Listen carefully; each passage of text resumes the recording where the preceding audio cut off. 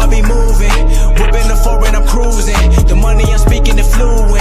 All of my business booming. Stacking my cash in abundance. All of my family funded.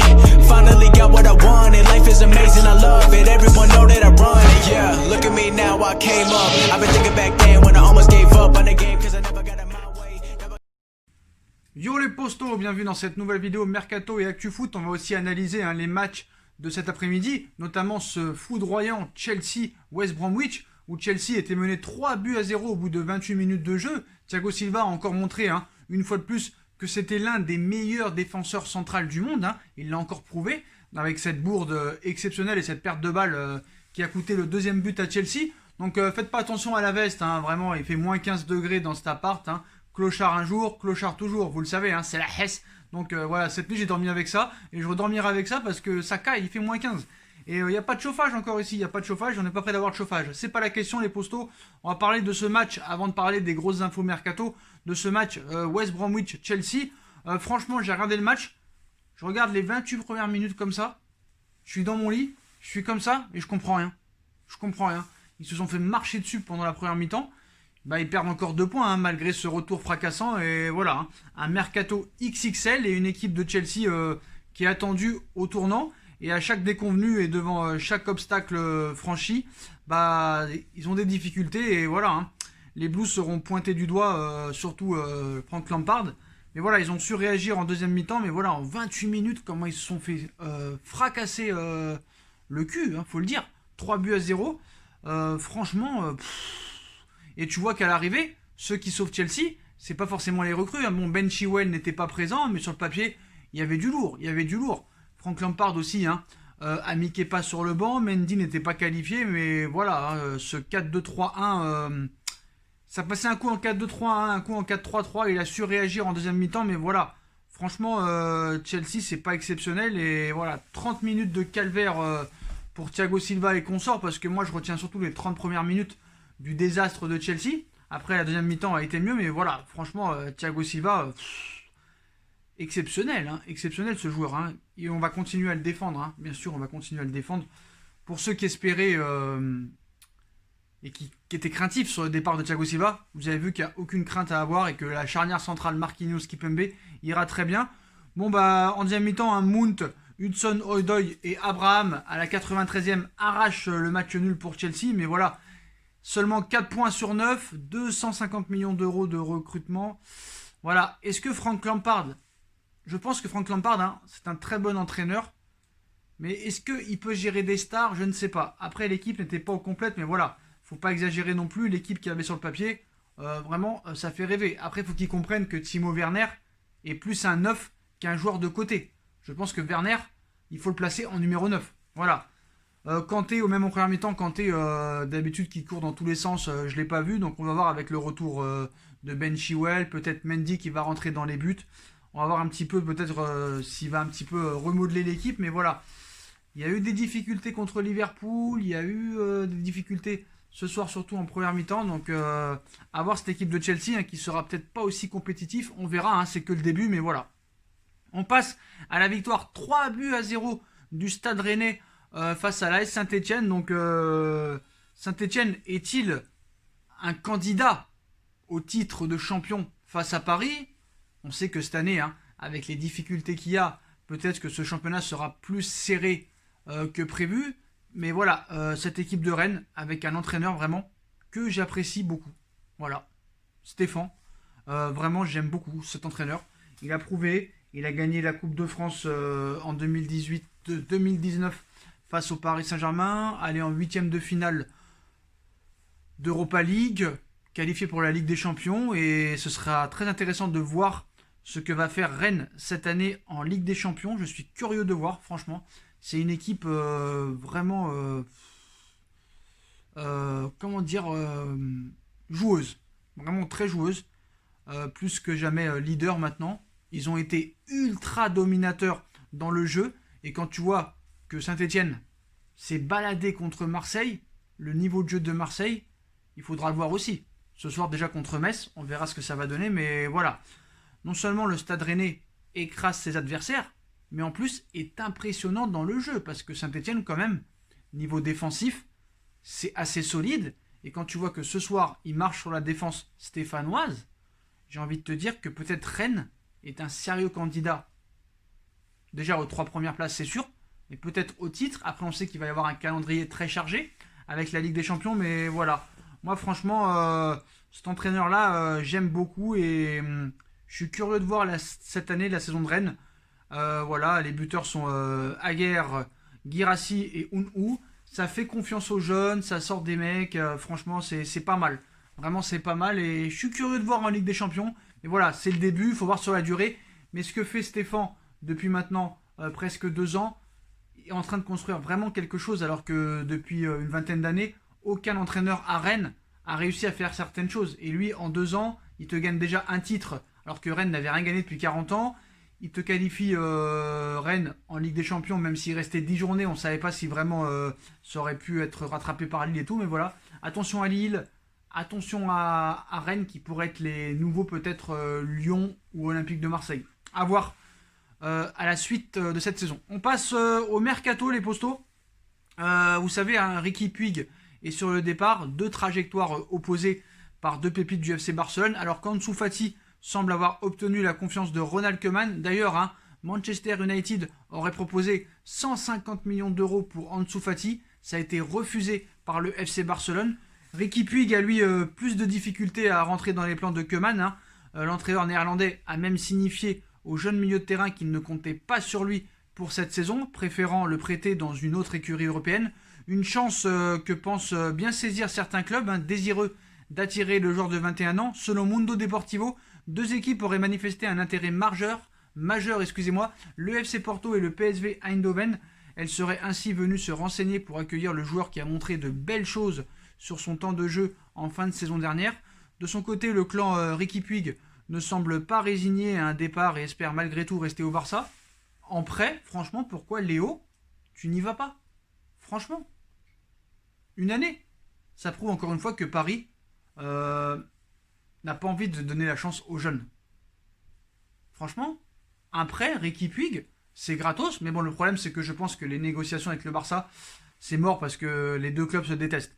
Je pense que c'est plus pour ça. Mais bon, pourquoi pas essayer, mais je pense pas qu'il va essayer, bref.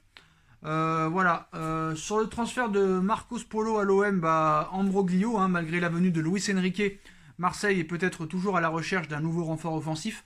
D'après un dirigeant de Fluminense, Marcos Polo est même en partance pour le club phocéen, ce que dément l'agent de l'attaquant. Donc voilà, interrogé par le média portugais Mes Football, Dulo affirme que Marcos Polo s'apprête à partir à l'OM. Les supporters de Fluminense étaient très mécontents du départ d'Evanilson pour Porto, mais le club traverse une période financière difficile, nous devons vendre nos plus beaux joueurs. Maintenant, Marcos Polo va partir pour Marseille et il y a quelques jours, nous avons signé un contrat professionnel avec Gabriel Lira, qui n'a que 16 ans. C'est un milieu offensif de qualité, très fort physiquement.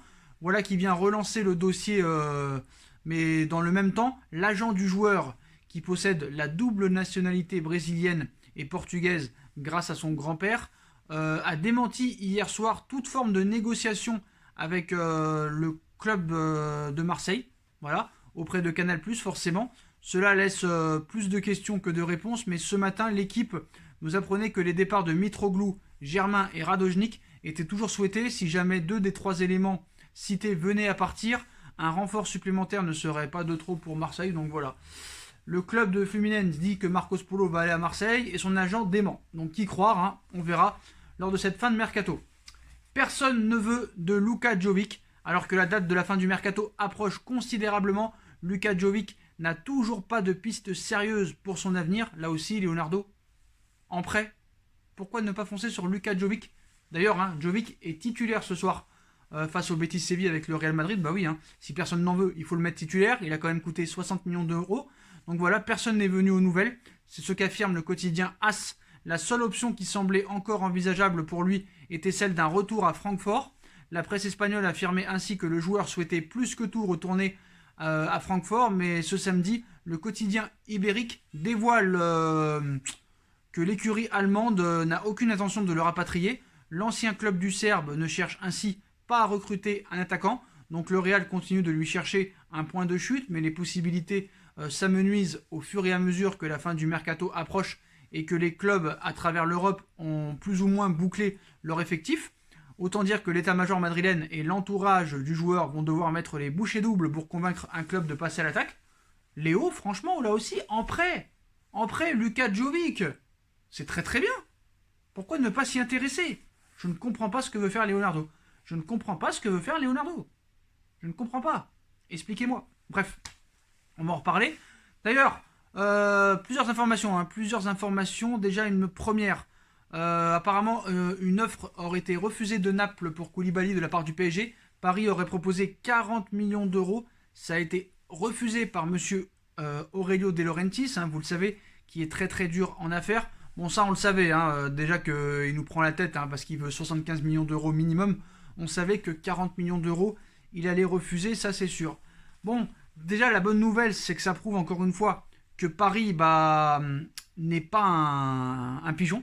Et ça c'est très très bien, voilà. Parce que dégainer une offre, c'est bien, mais une offre raisonnable, c'est encore mieux. Et ça prouve que Paris maintenant a vraiment changé de directive, on va dire. Donc voilà, Paris a dégainé une offre pour Koulibaly, voyant en lui le potentiel successeur de Thiago Silva parti à Chelsea. Le PSG a décidé de formuler une offre de 40 millions d'euros aujourd'hui au Napoli pour Kalidou Koulibaly, mais voilà, sans réel succès. Donc c'est du moins le point soulevé par le Corriere dello Sport. À en croire les informations du quotidien transalpin, le PSG se serait déjà montré plus que simplement intéressé par le défenseur napolitain. En effet, une proposition de transfert s'élevant à 40 millions d'euros aurait été soumise, mais dans la foulée refusée par les hauts représentants du club de Naples. À quelques jours de la clôture du mercato estival, le 5 octobre, le dossier Koulibaly reste ouvert, mais reste très très très délicat. Donc, si jamais, vous le savez, Thiago Silva, n'importe quoi. Si jamais Koulibaly ne venait pas, il y a la piste Rudiger. D'ailleurs, pour la piste Rudiger, Doha est à la baguette. Voilà. Donc, le PSG aurait identifié le profil d'Antonio Rudiger si Koulibaly ne venait pas, alors que les négociations auraient déjà commencé. Leonardo n'y serait pour rien, parce que Leonardo ne veut pas de Rudiger. Leonardo veut Koulibaly. Et si Koulibaly ne venait pas, il veut Milan Skriniar. C'est simple. Donc, c'est Doha qui a envoyé des émissaires pour qu'ils prennent le dossier en main. Donc ça prouve qu'il y a encore des désaccords entre Léo et Doha. Donc voilà, Doha aurait envoyé des émissaires pour Antonio Rudiger.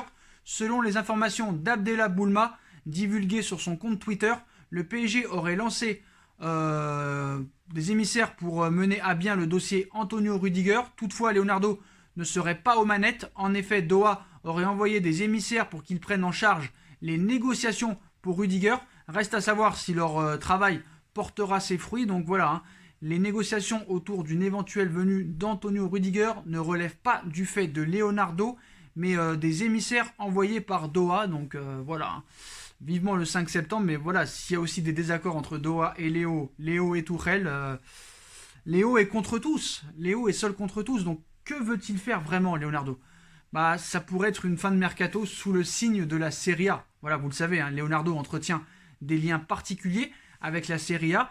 Et en cette fin de mercato, cela pourrait lui être utile. Le mercato ferme ses portes dans un peu plus d'une semaine et Léo a encore plusieurs chantiers en cours. Le directeur sportif du PSG n'a en effet toujours pas réglé la succession de Thiago Silva, parti vers Chelsea au terme de son contrat. D'ailleurs, Leonardo a assez mal géré le départ de l'ancien capitaine du PSG. Le milieu est également un secteur qu'il souhaite renforcer. Ces derniers mois, on avait dit que le PSG...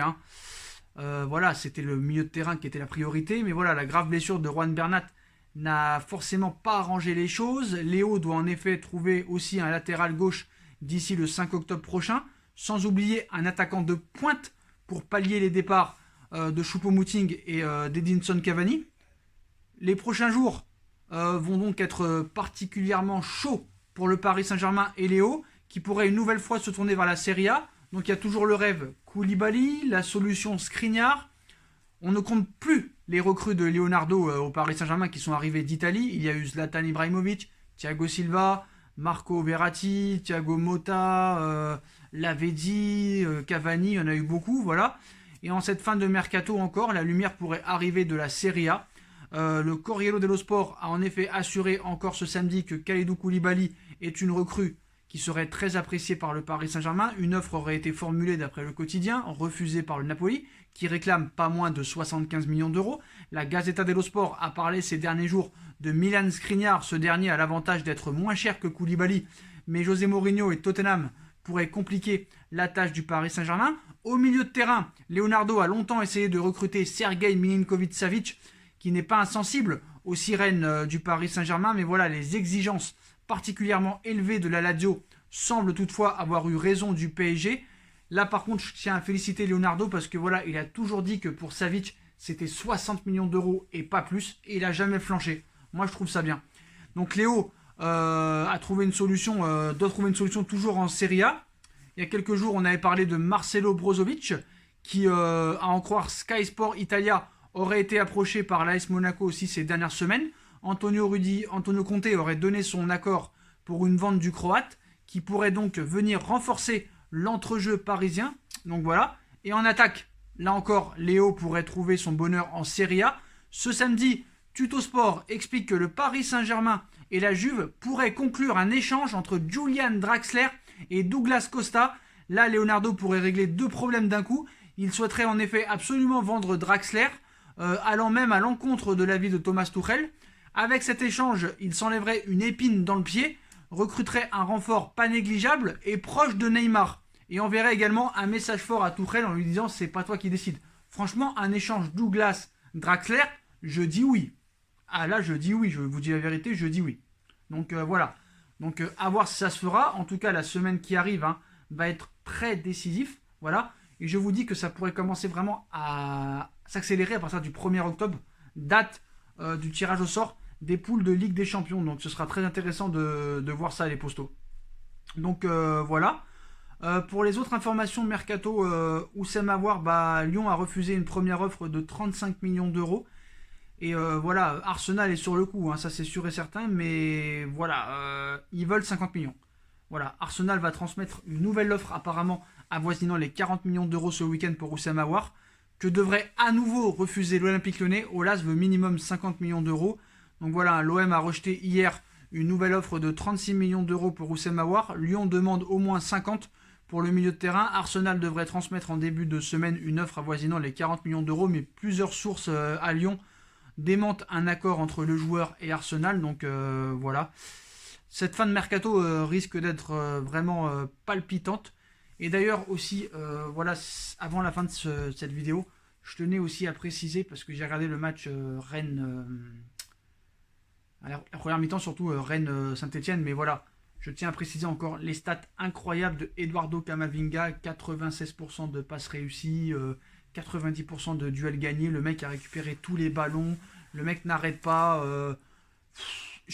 grosse performance encore une fois. Je tiens à voir les performances en Ligue des Champions, mais ce serait quand même un gâchis de le laisser partir en Espagne ou en Angleterre et qu'il ne soit pas au Paris Saint-Germain. Franchement, je pense que Leonardo à 40-50 millions d'euros peut s'en sortir. Camavinga, je pense, doit être la priorité du Paris Saint-Germain. Le mec, 17 ans, c'est l'avenir. C'est l'avenir, quoi qu'il en soit. Quoi qu'il en soit. Voilà les postos.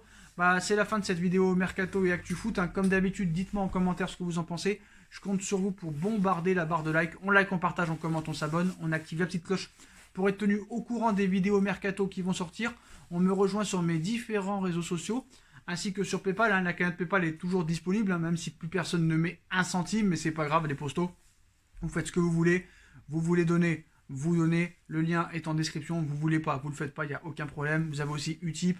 Vous avez ma deuxième chaîne YouTube, No Feeling, qui est en lien en bas en description. N'hésitez pas à aller voir ce que j'ai fait là-bas et à bombarder aussi les abonnements. N'hésitez pas. Voilà les postos. Je vous souhaite à tous une bonne continuation. Prenez soin de vous et à très vite pour une nouvelle vidéo les postos. Sakai Sakai.